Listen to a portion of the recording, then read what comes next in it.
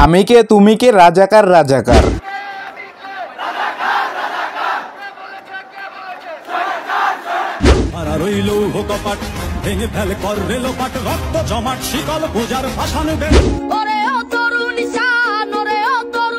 আর কত হাতে চুরি করে ঘরে বসে থাকা যায়। এবার আমি আমার বড় ভাই বোনদের সাথে রাস্তায় যেয়ে বুক পাইতে দিতে চাই।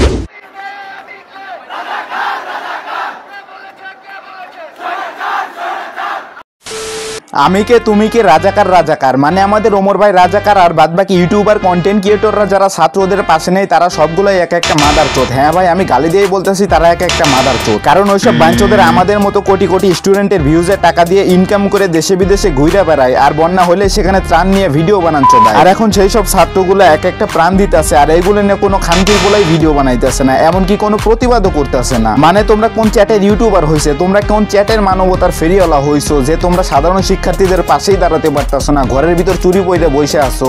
আর কত হাতে চুরি করে ঘরে বসে থাকা যায়। এবার আমি আমার বড় ভাই বোনদের সাথে রাস্তায় যেয়ে বুক পাইতে দিতে চাই।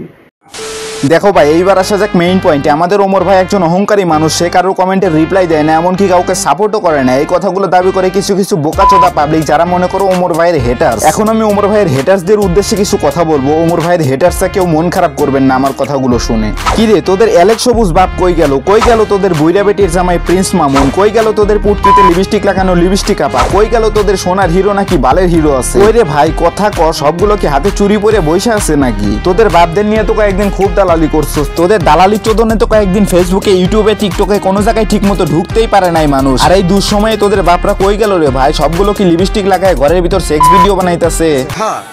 তোদের এই দুঃসময়ে তোদের এই অহংকারী ওমর ভাই হাজারো স্টুডেন্টদের পাশে দাঁড়াইছে, এমনকি আন্দোলনও করছে। আর বাদ বাকি যেগুলো কন্টেন্ট ক্রিয়েটর আছে যারা ছাত্রদের পাশে নেই, তারা সবগুলোই এক একটা হিজড়া। ওই হিজড়াগুলো স্টুডেন্টদের ভিউসের টাকা ইনকাম করে খায়, আবার দুঃসময় এসে স্টুডেন্টদেরই পাশে থাকে না। ওইসব হিজড়া ইউটিউবারদের উদ্দেশ্যেই বলতাছি যে দেশের ভিতরে বন্যা হইলে তোমরা টাকা দিয়ে সেখানে জিনিস কিনে সাহায্য করতে পারো, আর এইখানে স্টুডেন্টদের পাশে বিনামূল্যে সাপোর্ট করবা সেটাই পারো না। তোমরা কোন লেভেলের মাদারচোদ ভাই? গাইস, তোমরাই এখন ডিসিশন নাও, ওইসব ইউটিউবারদের তোমরা কেমনে সাপোর্ট করবা যারা কিনা তোমাদের দুঃসময়ে কাজে আসে না? তারা বাংলাদেশের বড় বড় ইউটিউবার হয় কেমনে? মানুষকে বোকাচোদা বানিয়ে সাবস্ক্রাইবার কামালেই কি বড় বড় ইউটিউবার কন্টেন্ট ক্রিয়েটর হওয়া যায়? বড় বড় কন্টেন্ট ক্রিয়েটর ইউটিউবার হইতে গেলে মানুষের পাশে দাঁড়াইতে হয়, মানুষের দুঃসময়ে সাহায্য করতে হয়, যেটার প্রমাণ কিনা আমাদের ওমর ভাই দিয়েছে।